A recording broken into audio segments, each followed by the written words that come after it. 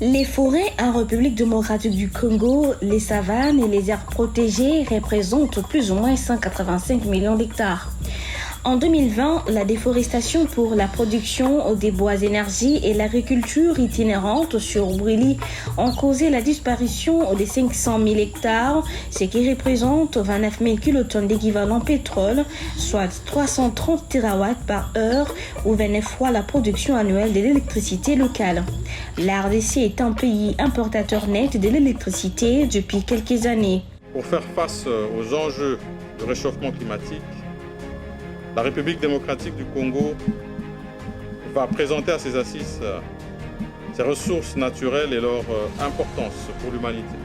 Et se fera l'honneur de présenter son potentiel touristique découlant de cette diversité de sites naturels et des aires protégées. Au regard de ce qui précède, la République démocratique du Congo devra bénéficier de l'accompagnement du monde entier pour sauvegarder ce riche patrimoine et garantir à sa population le droit de jouir de toutes ses potentialités environnementales.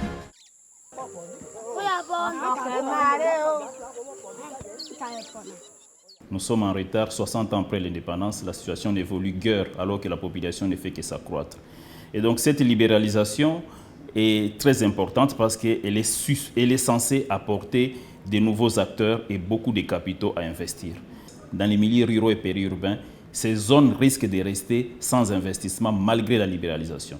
Donc c'est un peu comme une anticipation apportée par les législateurs congolais en disant il faut que l'État continue à agir dans les zones rurales et périurbaines, susciter des investissements dans ces zones-là qui risquent de ne pas être occupés immédiatement par les investissements privés. Donc ANSER, l'agence que j'ai l'honneur de diriger, Agence nationale de l'électrification et des services énergétiques en milieu rural et périurbain, a la responsabilité justement de continuer à plaider, de continuer à mobiliser les secteurs privés dans ces zones-là. À l'horizon 2030, la consommation de bois énergie devrait atteindre 40 000 kilotonnes d'équivalent pétrole, soit un volume de déforestation de 700 000 hectares. Les hypothèses actuelles des consommations de bois énergie donnent la trajectoire suivante. Horizon 2050, environ 15% des forêts pourront disparaître, soit 27 millions d'hectares. Et enfin, en 2100, la déforestation pourrait atteindre 60%, soit 110 000 millions d'hectares. Il ne resterait seulement que 75 millions d'hectares, soit 40% du massif forestier de 2020.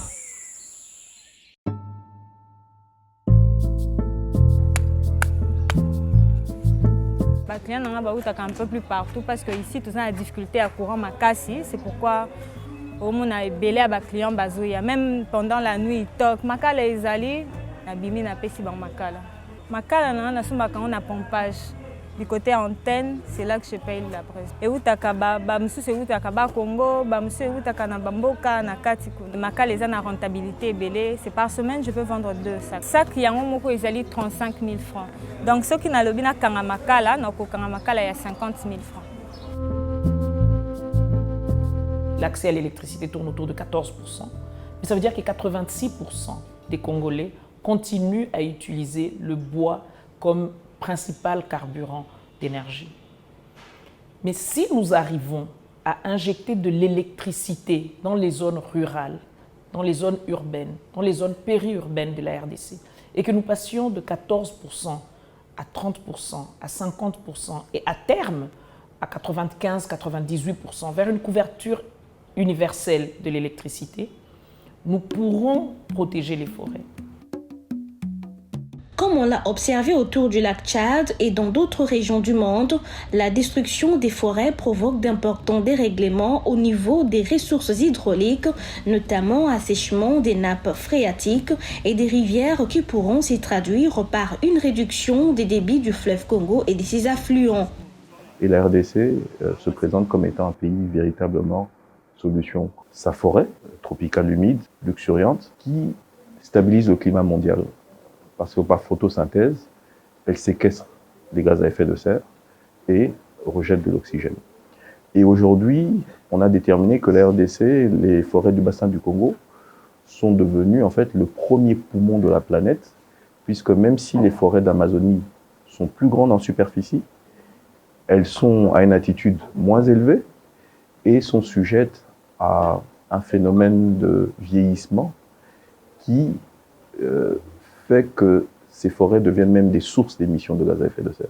Donc la RDC et les forêts du bassin du Congo sont représentent aujourd'hui le premier poumon de la planète. Nous avons des solutions au regard du potentiel que nous avons en termes de bassins hydrographiques, en termes de forêts, en termes de terres arables, en termes effectivement des potentiels énergétiques. On a des solutions qu'on peut offrir au monde. Mais toutes ces solutions nécessitent la technologie, nécessitent des investissements importants pour les mobiliser. Donc aujourd'hui, nous sommes prêts à offrir ces solutions. Et si nous voulons déployer ces solutions, il faut des investissements très importants. Et ces investissements doivent venir d'où? Doivent être en compensation de l'effort que les pays vont faire. Si nous voulons préserver nos forêts, il faut que nos forêts soient rémunérées comme il se doit. Au niveau des bassins hydrographiques de la RDC, nous n'en tirons pas suffisamment de dividendes, alors que nous savons très bien les rôles que ça joue pour alimenter à la fois l'agriculture, pour alimenter l'énergie, ainsi de suite. Donc là aussi, il faut qu'on reçoive des compensations. Nous voulons passer de 14% de desserte en énergie à 95%. Et c'est possible. Avec un partenariat gagnant-gagnant, c'est possible. Nous voulons que notre agriculture cesse d'être une agriculture qui se fasse aux dépens des superficies forestières emblavées, mais que ce soit une agriculture efficiente, intensive, et ça a besoin de l'énergie pour y arriver. La plus belle femme du monde ne donnera que ce qu'elle a. La RDC amène sur la table ce qu'elle a, et les autres aussi, en investissant dans le climat mondial, ils ne vont pas se gêner à mettre de l'argent là où il faut le mettre pour accompagner non seulement la RDC, mais tous les pays du monde à bénéficier de ce massif forestier à protéger dans le bassin du Congo. Pour réduire de 50% la consommation de bois énergie, il faut mobiliser et investir au minimum 35 milliards de dollars américains dans de nouvelles unités d'exploitation des ressources énergétiques suffisantes pour couvrir tous les besoins actuels et à venir, y compris la réindustrialisation verte. Et pour que ces forêts restent de vous, la stratégie par excellence, parmi tant d'autres, c'est de donner l'alternative à l'énergie, par exemple au bois de chauffe.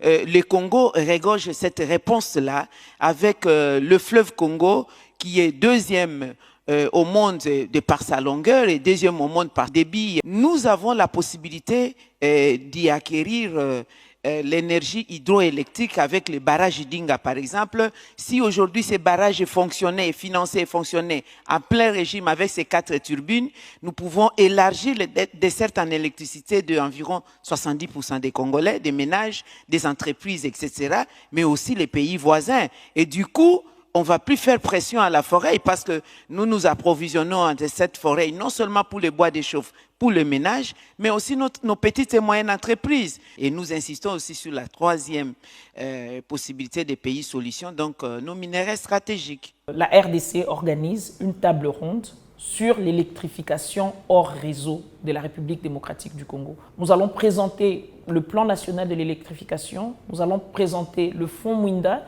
qui est le fonds d'accès à l'électrification pour les populations rurales. Nous allons présenter des projets d'investissement prioritaires pour lesquels l'ANSER a déjà fait des études approfondies, des études de faisabilité pour diminuer le temps, parce qu'encore une fois, on court réellement après le temps. Et tout cela sera présenté dans une table ronde qui aura lieu la dernière semaine du mois de janvier 2022. À ce moment-là, les investisseurs, les partenaires de développement, le gouvernement congolais, les partenaires locaux, la population, tout le monde se mettra autour d'une table et on va attribuer des rôles à chacun.